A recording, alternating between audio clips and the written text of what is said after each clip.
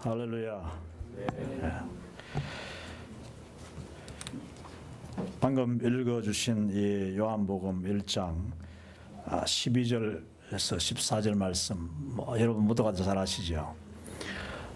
저는 그 시골에서 이제 그 고등학교까지, 아니 중학교까지 공부하고, 옛날에는 이제 연합고사라는 게 있었습니다. 그 시골 학생들이 대도시로 들어갈 수 있는 하나의 관문이었죠. 이제 그 시험을 통해서 이제 대구로 제가, 저는 경북 의성이 고향인데 대구로 유학을 갔습니다.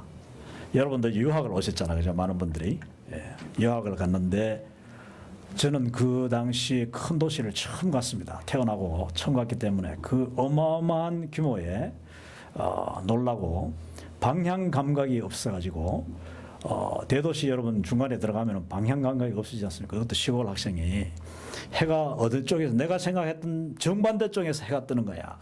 아침에 일어나니까 그 정도로 방향 감각이 없었는데 그 외롭고 또 두렵고 또 여러 가지 힘든 그런 환경에서 저는 교회를 찾았습니다. 지금도 제가 이제 대구에 처음 가서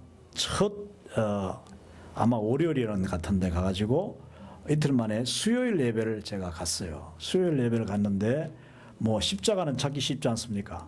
마침 그 집에서 가까운 이제 길 건너편에 있는 교회를 갔는데 그 교회가 저에게 아주 평생 동안 연결되는 교회가 됐습니다. 왜냐하면은 그 교회에서 그 예배를 수요일 예배를 준비하는데 그 부목사님 되시는 분이 그분이 이 거의 길거리까지 나와가지고 교회에 오는 분들을 환영하고 계신 거죠.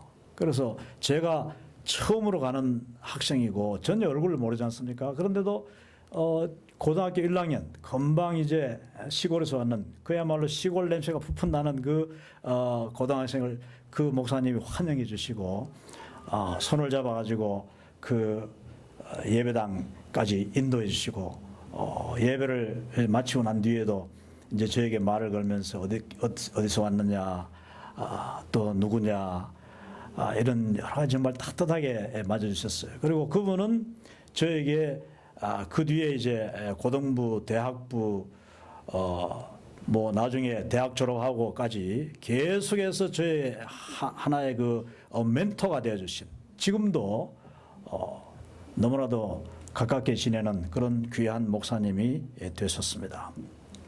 그리고 저는 그 교회에서 이 말씀을 처음 깨달았습니다.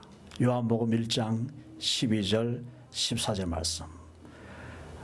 왜냐하면 저는 사실 모태신앙이었고 주일학교, 시골에서 주일학교를 뭐 아주 그냥 우수한 성적으로 졸업했을 그 정도로 성경도 많이 알았는데, 여러분 제가 알고 있던 성경은 지식적인 성경에 불과했던 것입니다. 왜냐하면 제가 그때까지 예수님을 직접 만난 적이 없었기 때문이죠. 그런데 제가 그 교회에서 하나님께서 외롭고 고독하고 두렵고 떨리는 그 시골 학생의 마음속에 찾아오셨던 거죠. 그래서 오늘 내용은 이 요한복음 1장 12절과 12절에서 14절 그리고 몇 가지 말씀을 더 포함해서 환영에 관한 것입니다. 웰컴에 관한 것입니다. 이 기독교, 우리가 믿는 기독교는 여러분 웰컴하는 종교입니다. 자, 여기 이제 먼저 사진을 보여드리는데 저 배를 자세히 보시면은 제가 저기 보입니다. 제가 저 배에 2년 반 동안 배를 타고 다니면서 이제 사역을 했는데 저 배가 지금 그래 이제 시드니 그 하버 브릿지가 바로 이쪽에 있고 그 맞은편에 지금 오페라 하우스가 있는데 그 사이를 배가 지나가고 있죠. 저는 저쪽 편에 있습니다. 지금 제가 잘 안 보이는 것이 저 반대편에서 지금 오페라 하우스를 찍고 있는 중이기 때문에 안 보이는데, 제가 선교선, 저 배 이름은 그 MV 둘로스입니다. 둘로스. 그래서 이제 지금은 뭐 배가 리타이어했습니다만은 이제 저 배를 기억해 주시고, 선교사로 산다는 것은 참 외롭고 때로는 힘든 여행을 많이 하게 되죠. 특히 저렇게 배를 타고 거의 제가 2년 동안 4만 마일을 배를 타고 움직였으니까 6만 킬로미터에 해당되는 어마어마한 그 백기를 이제 계속해서 항해하지 않습니까?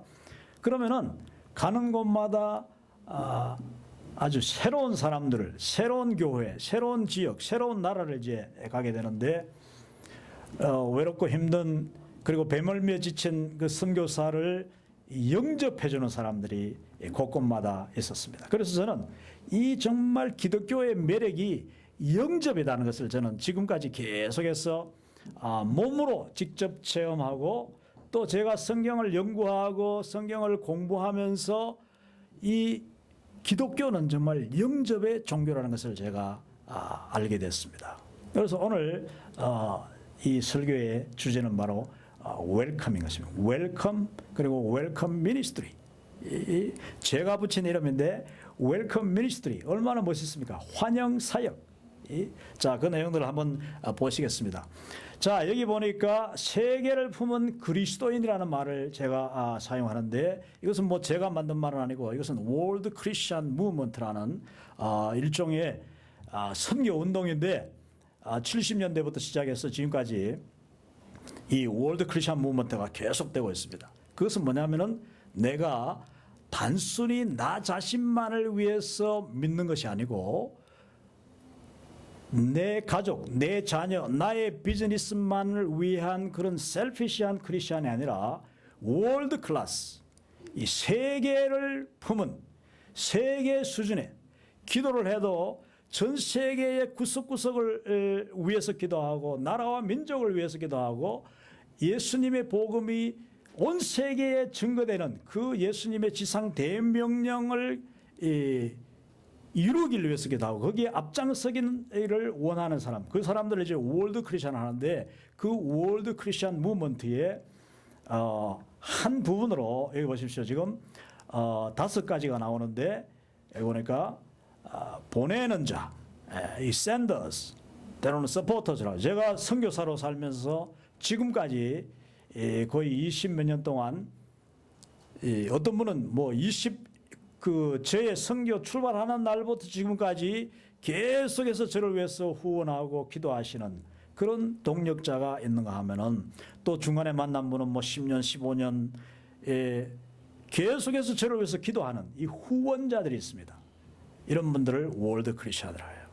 두 번째는 여기 보니까 격려자, 모빌라이저라고 하는데, 이 모빌라이저는 이 군대로 치면은 리크루터, 그러니까 모병하는 사람, 모집하는 사람, 선교사가 될 만한 사람을 이제 모빌라이즈 해가지고 그가 선교지까지 갈 수 있도록 인도하고 도와주고 훈련하는, 이제 저의 사실 역할이 지금 미국에서 저의 메인 그 롤이 바로 이제 미셔너리 모빌라이저입니다. 저를 통해서 많은 분들이 이 선교 현장에도 갔고, 제가 지금도 이 선교 훈련을 이제 많이 하고 있는데, 어쩌면 오늘 제가 이 컴퓨터교회에서 설교하는 것도 이 미셔너리 모빌라이징 미니스트리 중에 한 개라고 여러분 보셔야 돼요. 여러분이 선교사로 가지 않더라도 저희 설교를 듣고 선교에 이런 게 있구나, 그것을 깨달으면 그거는 벌써 여러분의 마음이 동원된 것입니다. 여러분의 기도가 동원된 것이고, 여러분의 그 knowledge가, 선교에 대한 지식이 이미 더 늘어나는, 이게 바로 미셔너리 모빌라이저 역할이죠. 또 보면은 환영자. 자, 환영자의 이건 웰커머의 역할인데, 제가 지금 오늘 좀 더 집중적으로 할 것이고, 네 번째는 중보 기도자 있습니다. intercessory prayer. 이건 뭐냐면은 중보 기도하는 거예요. 많은 한국 사람들은 중보 기도하면은 대부분 다 자기 아들, 자기 딸 위해서 기도하는 것이 중보 기도인 줄로 알고 있습니다. 대장금 아시죠? 대장금. 한창 그 유행할 때, 대장금 유행할 때 어떤 권사님이 새벽기도 오셔가지고 목사님이 이제 설교 마치고 여기 강단에서 기도하는데 권사님이 앞자리에 앉은 권사님이 간절하게 기도하기를 하나님 아버지 장금이를 빨리 풀어주시옵소서. 그 감옥에 갇힌 장금이를 위해서 간절하게 기도하는 대장금 보면은 장금이가 몇 번이나 감옥에 갇혀. 그때마다 중보기도 하는 분들이 있었다. 자, 이게 중보기도. 잘못 이해하면 이렇게 되는 거예요.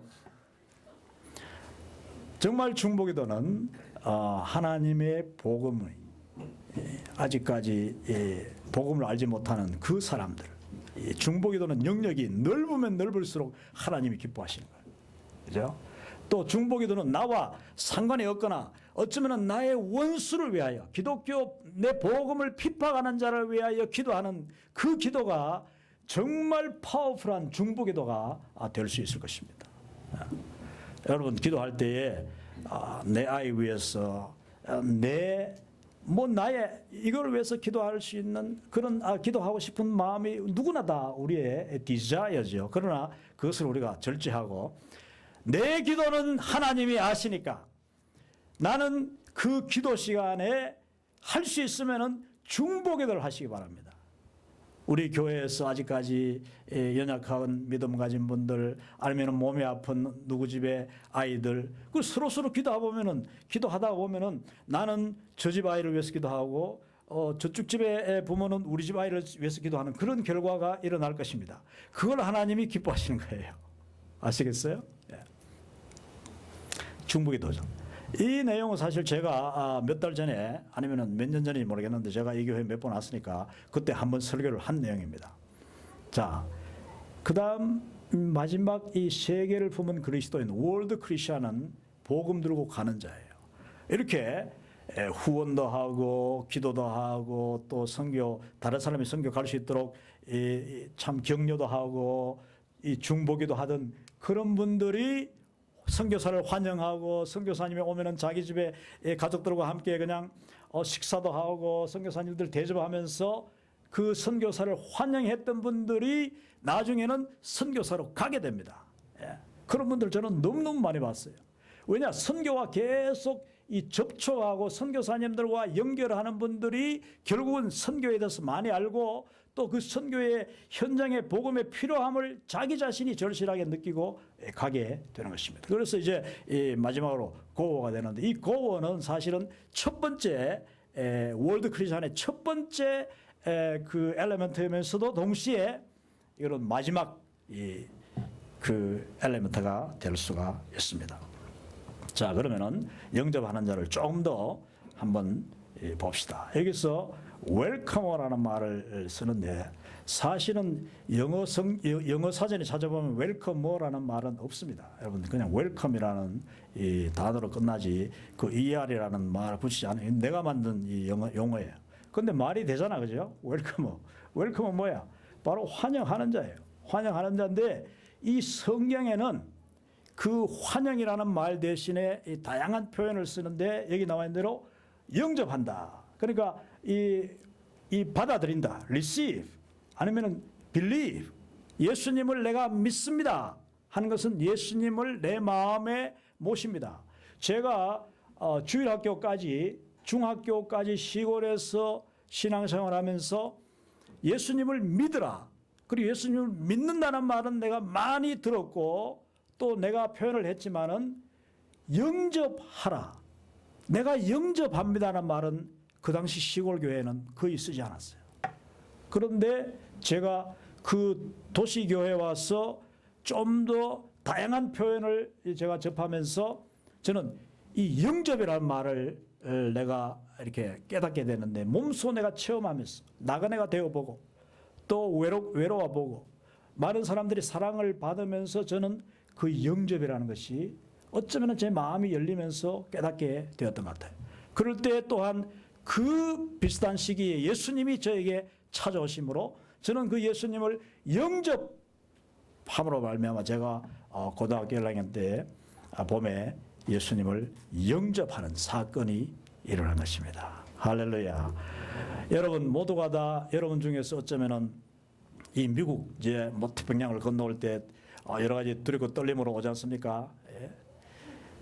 그런데 또 이 큰빛 교회를 만나게 되고 이 교회를 통하여서 이 교회는 뭐 원래 목사님 네 분 성품이 원래 그렇습니다만은 이분들은 조용한 분들이고 이렇게 막 아주 분주하게 사람을 영접하진 않는데 처음에는 던져놓은 것 같은데 참 가까이 가면 갈수록 너무나도 아름다운 성품을 가진 분들이죠. 그래서 저도 뭐 우리는 서로 선을 넘어가거나 뭐 너무 그렇게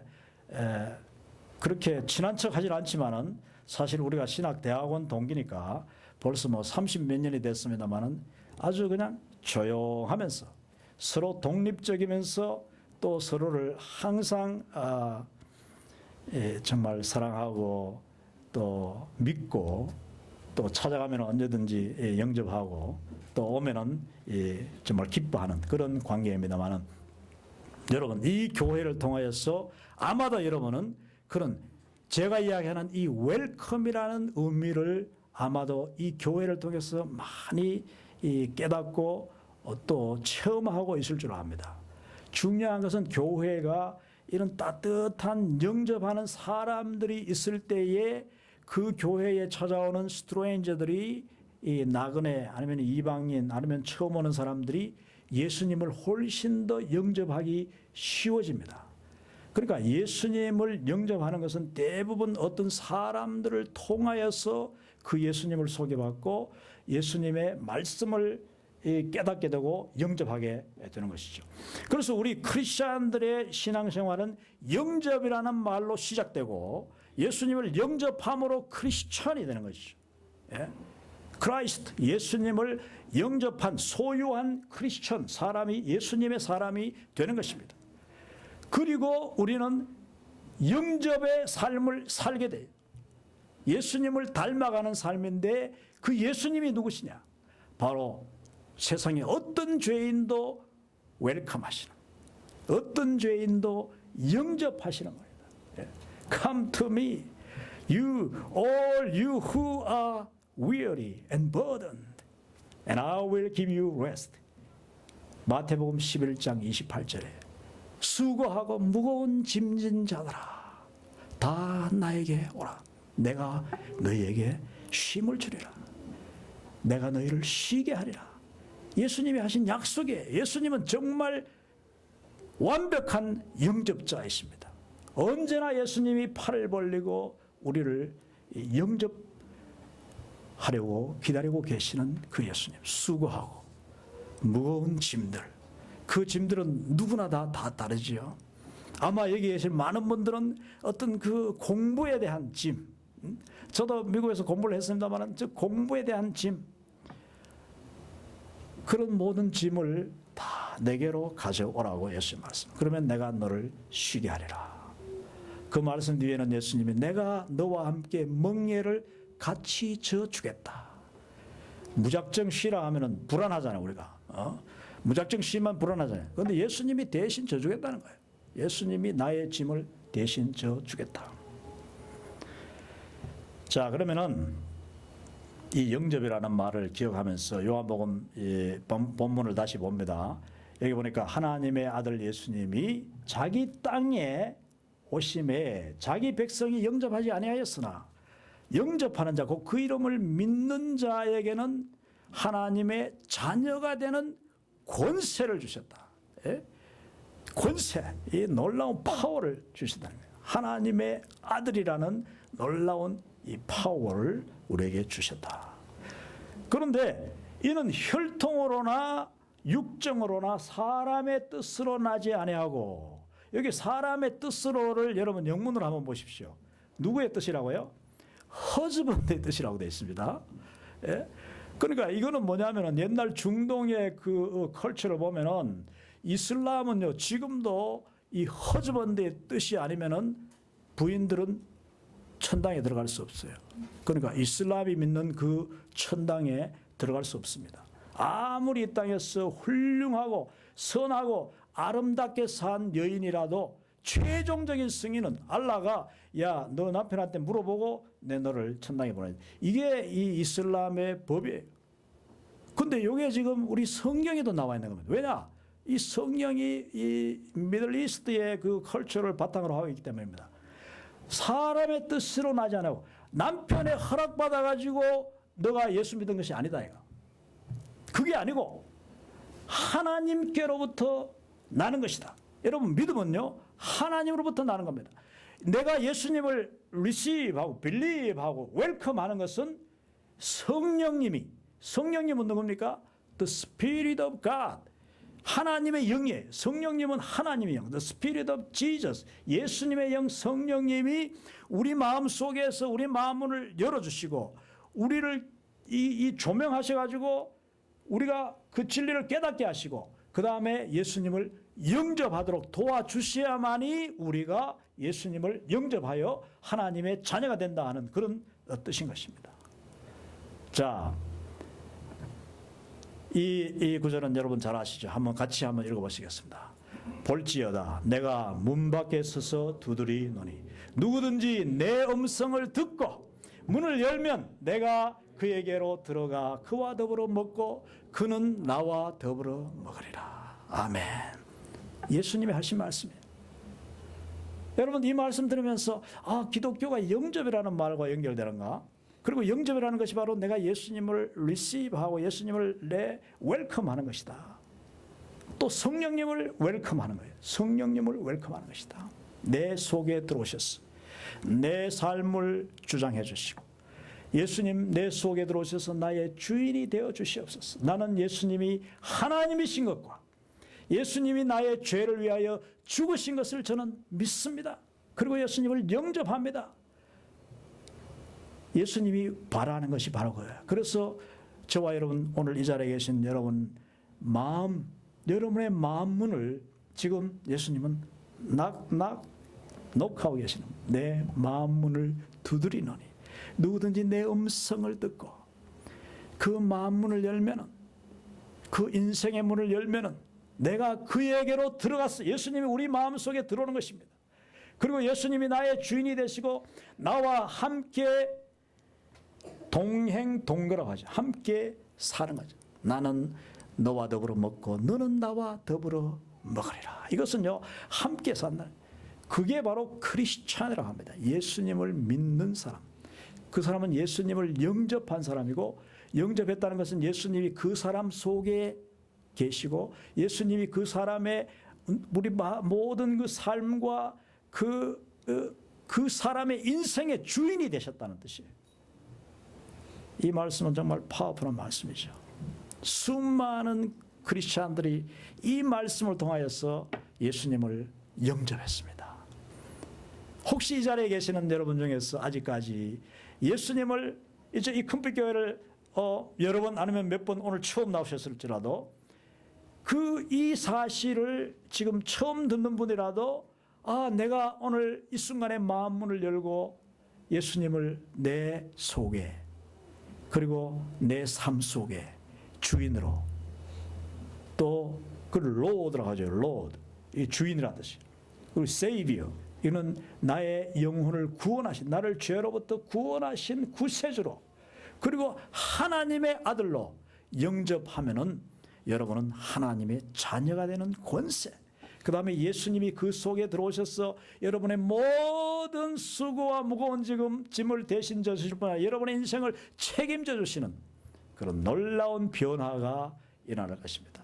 저는 그것을 17살 한국에서 고등학교 1학년 때 처음 저는 경험하고 지금까지 그 예수님을 내 마음의 주인으로 모시고 살아가고 있습니다.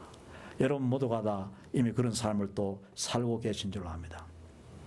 자, 영접하는 자가 받는 이 상급이라니까 이렇게 좀 세상적인 그런 느낌이 들 수 있습니다만은 사실은 우리가 예수님을 믿게 될 때에 그 사람이 받는 그 상급으로 표현하기는 부족해요. 정말 무궁무진한 하나님의 복이 무엇인가? 그것은 이미 우리가 읽었습니다만 예수님께서 하나님의 아들 예수님이 우리를 위하여서 대신 죽으신 그 대가로 인하여서 이 구원은요, 하나님의 자녀가 되는 구원은 내 공로로 되는 게 아니에요. 내가 착한 일 많이 하고 뭐 공부 열심히 하고 학위를 받는다고 해서 내가 하나님의 자녀가 되는 것이 아니라 예수 그리스도의 그 십자가의 공로로 주의 보혈, 우리가 찬송 불렀죠. 주의 보혈 능력이 있도다. 주의 피 믿어 주 예수님의 그 보혈의 권능을 우리가 accept하고 believe하고 receive하고 welcome할 때에 그 보혈의 능력이 바로 나의 것이 되므로 하나님의 자녀가 자녀가 되는 권세를 누리는 것이, 이게 바로 첫 번째. 그리고 또한 요한복음 1장 14절을 보십시오. 이거는 하나님으로부터 난 것이, 사람으로부터 난 것이 아니라 하나님으로부터 오는 복이다. 아무리 부모가 자기의 자녀를 사랑해도 자기의 자녀를 부모가 구원할 수는 없는 거예요. 이게 바로 다른 종교와 다른 거예요. 다른 종교는 자녀를 위해서 공로를 쌓을 수 있어요. 그리고 돈도 헌금도 바치고 이렇게 함으로써 이제 그 공로가 쌓이면은, 선행이 쌓이면은 자녀도 뭐 이렇게 어떤 고통에서 해방받을 수 있고 또 구원받을 수 있고, 이게 세상의 종교지만은 기독교는요, 아무리 내가 목사여도 내 자녀들을 나는 구원할 수 없는 거예요. 누구든지 자기가 직접 예수님을 영접해야 되는데 그 축복을 하나님께서 주셔야 되는 거죠. 성령님이 찾아오셔서 우리를 하여금 깨닫게 해 주셔야지, 성령으로 말미암자고는 아무도 예수님을 나의 주 나의 하나님이라고 부를 수가 없다고 했습니다. 그러므로 이것은 우리가 영접하고 우리가 마음문을 열 때에 그 놀라운 일이 일어난다. 자, 요한복음 1장 14절입니다. 이 내용을 한번 읽어봅시다. 같이. 자, 시작. 말씀이 육신이 되어 우리 가운데 거하심에 우리가 그 영광을 보니 아버지의 독생자의 영광이요 은혜와 진리가 충만하더라. 아멘. 여기서 말씀은 로고스. 로고스라는 말은 진리죠. 진리. 참 진리는 예수님 한 분이신데 그 예수님, 진리이신 예수님이 말씀이 육신을 입고, 이것을 인카네이션이라고 해요. 성육신 아니면 도성인신, 말씀이 성인신, 사람의 몸을 입고 왔다. 그래서 도성인신인데, 이것은 예수님을 믿는 순간 그 하나님의 아들 예수님의 놀라운 영광을 우리가 체험하게 되는 것입니다. 왜냐? 예수님 우리 속에 계시니까 날마다 우리에게 깨닫게 하시고 은혜를 주시고 감동을 주시고 기쁨을 주시니까. 그래서 아버지의 독생자 영광이요 은혜와 진리가 충만한 삶을 우리가 체험하면서 살게 되는 것입니다. 자, 이제 두 번째, 마지막으로 영접하는 자가 누리는 그 상, 그리고 영접하는 자가 두 번째로 하는 일, 이것을 이제 설명을 하는데, 첫 번째 영접은 예수님을 영접하는 것입니다. 이게 웰컴이죠. 예수님을 영접함으로 구원을 얻는 것이죠. 하나님의 자녀가 되는 것이죠. 그런데 두 번째, 예수님을 믿은 우리 그리스도인들, 크리스찬들은 우리도 예수님처럼 영접함으로써, 그리고 영접하는 일을 감당함으로써 다른 사람들을 하나님 나라로 이끌 수가 있습니다. 이걸 이제 웰컴 미니스트리라고 하는 거예요. 웰컴 미니스트리.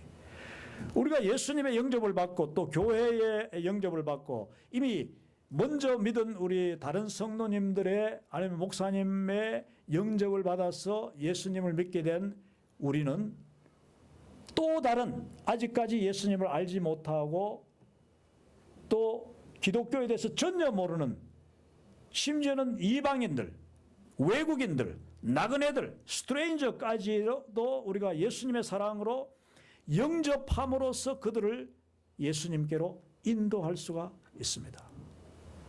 이것은요, 교회에서 치면은 바로 새가족부, 새신자들을 영접하는 일. 그러므로 여러분,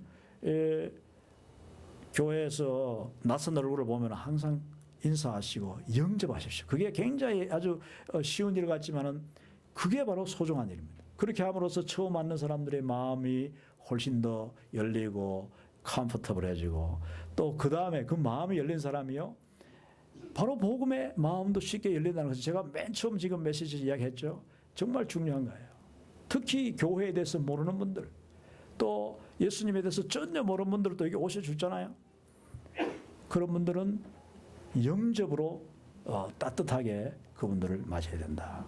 그래서 이제 이 필록세니아라는 말은 이제 헬라어 이 필록세니아는 사실은 이방인을 영접한다. 이방인에 대한 사랑이라는 뜻이에요. 이방인에 대한 환대.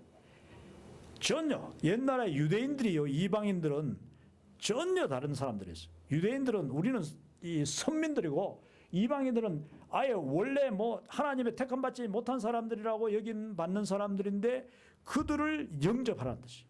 나그네를 영접하라. 왜? 너희들도 한때는 너희들 조상이 한때는 정말 광야에서 유리방황하는 나그네였기 때문이다. 아브라함이 바로 나그네였다. 아브라함이 자기의 고향을 떠나서 하나님이 인도하시는 땅으로 갈 때 그는 나그네였다. 그런데 그는 가는 곳마다 사실 하나님이 이 예배하신 사람들을 통하여서 그들의 생명이 연장될 수 있었고 또 안전할 수 있었고 또 결국 하나님이 인도하신 땅까지 갈 수가 있었다. 그 모든 역사를 이야기하면서 하나님의 결론이 뭐냐? 너희들도 나그네를 영접하라.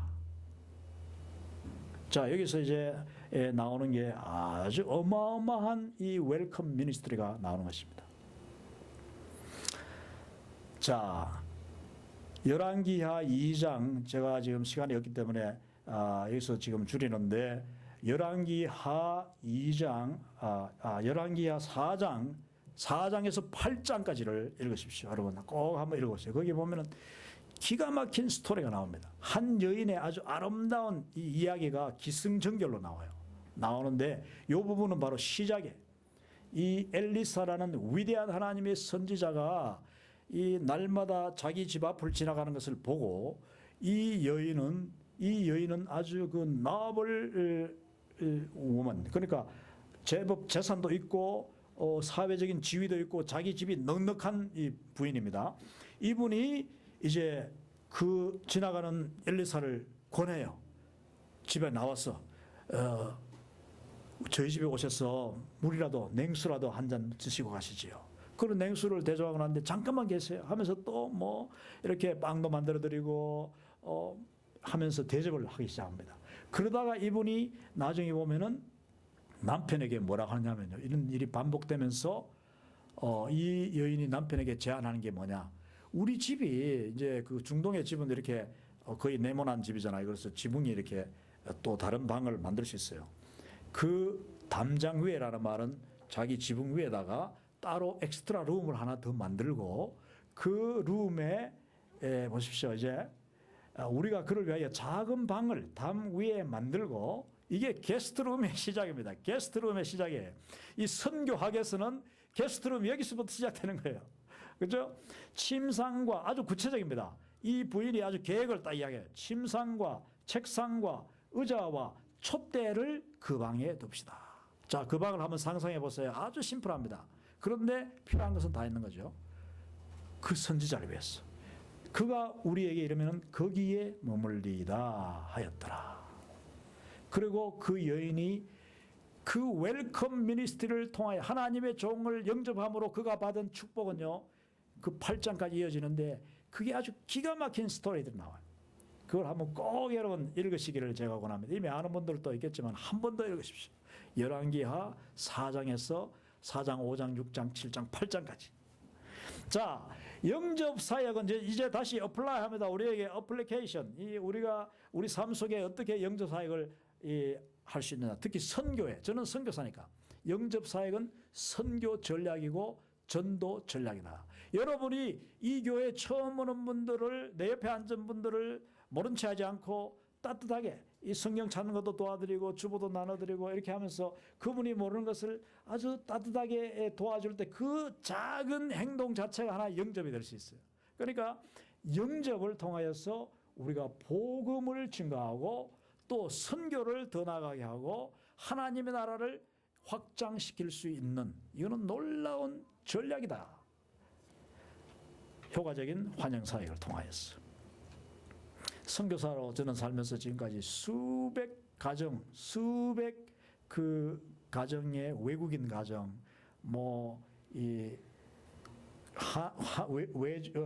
미주 한인, 해외 한인 가정, 뭐 정말 다양한 저는 웰컴을 누리면서 경험하고 정말 눈물겨운 그런 사랑들을 제가 많이 받았습니다. 그것이 이제 선교사로서는 하나의 특권이기도 합니다.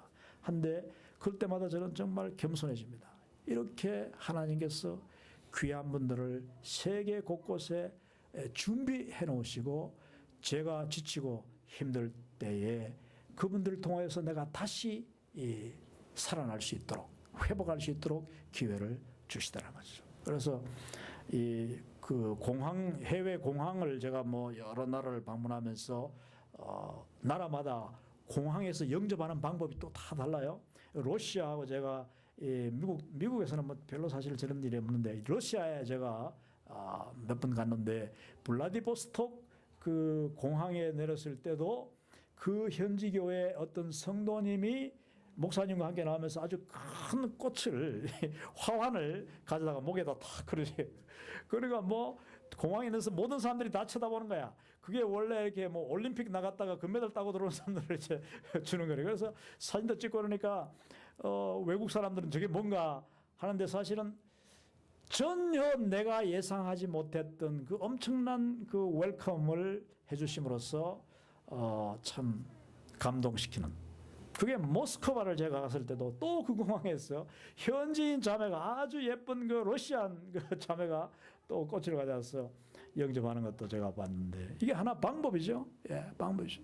여러분들 중에서 이제 미국 오실 때에 뭐 어떤 분들은 미리 와 계시던 선배들이나 친구들의 영접을 받은 분들 계시고 또 김 목사님 지금까지 20몇 년 사역하면서 아마 수많은 사람들 이 어스틴 공항에 가서 영접을 하죠. 그게 이 코리안 아메리칸 처치들이 부흥하고 성장하고 전도하는 하나의 귀중한 방편. 그러니까 이게 영접 사역은 선교의 전략이 되기도 하는 거죠. LA 또 저 뉴욕 저는 이 주요 미국 도시들을 방문하면서 수많은 그 교회들이 공항 영접을 통하여서 한국에서는 한 번도 예수님을 알지 못하던 사람들이 공항에서 따뜻하게 영접하는 그 목사님들과 장로님들, 성도들의 영접을 통하여서 교회로 인도함을 받고 교회에서 정말 예수님을 만나는 그런 사례들을 저는 너무 많이 봤습니다.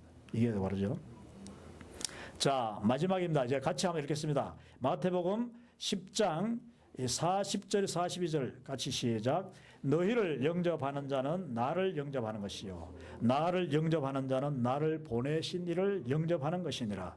선지자의 이름으로 선지자를 영접하는 자는 선지자의 상을 받을 것이요 의인의 이름으로 의인을 영접하는 자는 의인의 상을 받을 것이요 또 누구든지 제자의 이름으로 이 작은 자 중 하나에게 냉수 한 그릇이라도 주는 자는 내가 진실로 너희에게 이르노니 그 사람이 결단코 상을 잃지 아니하리라 하시니라. 할렐루야. 이게 예수님이 하신 말씀이에요. 예수님이 제자들을 두 명씩 짝을 지어서 이제 전도를 보내면서 각 동네로 이제 보내면서 내가 너희를 세상에 보낸 것이 마치 어린 양을 그 세상 속으로 보낸 것과 같다. 예수님 마음이 얼마나 그 조마조마하셨는지. 저는 어쩌면은 선교사들을 각처 정말 새로운 곳에 보내실 때 예수님의 마음이 저는 그렇다고 생각해요. 그런데 예수님 말씀하시기를 그래도 두려워하지 마라. 그렇다고 뭘 대단한 걸 준비하지도 마라. 그냥 지팡이와 전대도 가지 말고 지팡이 하나 들고 그냥 성경책 하나 들고 가라는 거예요. 그런데 가면은 너희들을 영접하는 자는 바로 나를 영접하는 자인데 이거 사실 예수님이 이미 우리를 영접하는 자들을 준비해 놓으신다는 뜻이에요. 제가 그게 지금까지 20몇 년 동안 선교하면서 바로 배운 거예요. 내가 믿음으로 나아갈 때 예수님은 나를 영접할 사람들을 이미 세상 곳곳에 다 준비해 놓으시더라고요. 그런데 예수님이 그들에게 갚으시는데 사실 제가 선교사로서 내가 어떻게 그들을 다 갚을 수 있겠습니까? 그분들의 사랑을 난 다 갚을 수 없죠. 그런데 성경에 보니까 이 영접이라는 말, 이 영접 사역의 그 놀라운 그 지금 마지막 결론이 뭐냐면은 예수님이 갚으신다. 내가 그들을 상 줄 것이다. 그 상이 뭔지 아세요? 뭐 선교사님, 목사님 뭐 잠깐 식사 대접하고 아니면은 정말 따뜻하게 냉수 한 그릇이라도 대접했는데 그게 뭐라고? 나는 아무것도 아니라고 생각하죠. 그런데 어쩌면은 그 냉수한 그것 때문에 그 선교사님은 선교를 그만둘 뻔하던 그 almost burnout 된 그 포인트에서 다시 살아나실 수도 있는 것입니다. 그러니까 예수님 말씀하시기를 지극히 적은 나의 종, 유명한 어떤 목사 선교사가 아닐지라도, 보잘것없이 찾아온 나그네일지라도, 지극히 작은 자, 그게 선교사가 아니라 목사가 아니어도, 아까 말한 나그네 한 사람이라도 내 이름으로 영접하면은 내가 그 상을 결단코 잊지 않고 그 상을 주겠다. 그런데 그 상은 네가 만약에 선지자 이름으로, 아까 엘리사 선지자를 영접한 같이 선지자 이름으로 선지자를 영접하면은 엘리사 선지자가 받는 그 엄청난 상을 그 여인에게 좀 준다는 뜻이에요. 이거는요, 세상적으로 도저히 이거는 납득이 되지 않는 그런 계산 방법이죠. 네가 만약에 전도자 이름으로 전도자를 영접하면은 그 전도자가 천국에서 받을 상을 너에게도 주겠다. 하나님의 이 상급 계산은 놀라운 거예요. 이게 성경의 방법이죠. 이것을 기억하시기 바랍니다. 그래서 기회가 될 때마다 누구든지 예수님의 사랑으로 또 전도의 목적으로 정말 저 사람을 내가 예수님 믿게 해야 되겠다는 그런 마음 중심으로, 또는 복음을 전하는 어떤 주의 종들이 있을 때에 그들에게 영접하는 마음으로 다가가십시오. 그러면은 예수님이 그것을 기억하십니다. 이 내용들을 제가 다 설명하면 뭐 밤새도록 이야기해도 사실 이 영접 하나만 가지고도 책 한 권을, 제가 사실은 책을 거의 준비해 놓고도 제가 이제 뭐 그 끝을 못 냈는데 너무너무 대단한 내용이 담겨 있습니다. 여러분 성경 읽을 때에 이 영접이라는 그 포인트를 가지고 한번 계속 한번 읽어보십시오. 굉장한 내용들이 기다리고 있습니다.